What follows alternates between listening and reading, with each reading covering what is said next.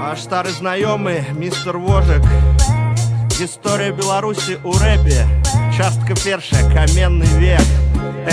Багато дзівосу мы ще не ведаем аб сусвеце. Але вядома, мільярд гадоў жыццю на нашай планеце. Адносна мільярду не так даўно, тысячагоддзі назад. Нехта кажа 200 тысяч, нехта кажа 50. У афрыканскай саване з'явіліся першыя мы. Першыя тыя, каго называюць Homo sapiens, калі казаць па латыні. Чалавек разумны ў перакладзе. Паміж намі гэта мы себе самі так сціпла назвалі. Пачалася гісторыя нашага віду чалавека. Сёння распавяду вам пра Беларусь у каменным веку.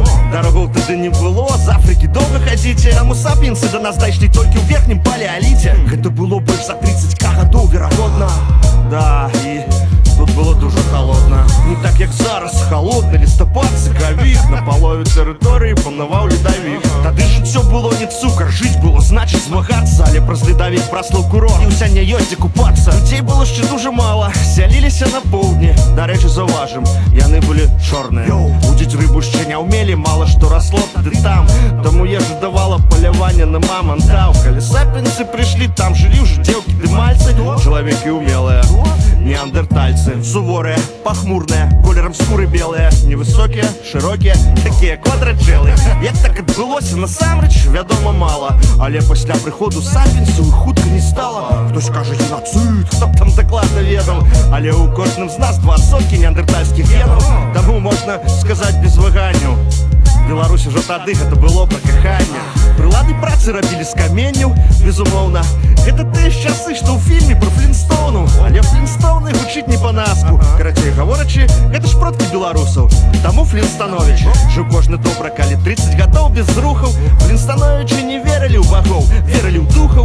Потым нашчадкі гэтых Флінстановічаў збудуюць Сафію, Калош і Жыровіч. За палеалітам прыйшоў мезаліт, стала цяплей. Дробным зверам ды птушкам было значна лацвей.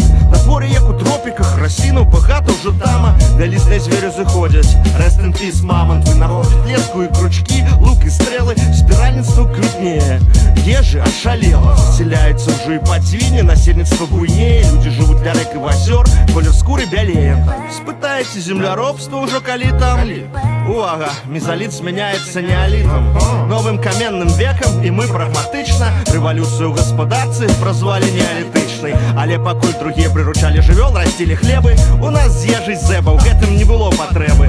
Таму у нас сітуацыя не сябруе з агульнай дынамікай. Рэвалюцыя ў нас пачалася з з'яўленнем керамікі. І прычына не ў галечы, продкаў не абрасці. Не было чаго есці, ды не было куды класці. Але неўзабаве і клімат стаў трошку пагаршацца. У прыручэнні жывёл і земляробства з'явілася рацыя. Флінстановічы ішлі ўсё далей з першабытнага цемені. Палепшаліся тэхналогіі, апрацоўкі крэменю. Так пачалася нашай гісторыі феерія. Яйны працяг у наступных серіях.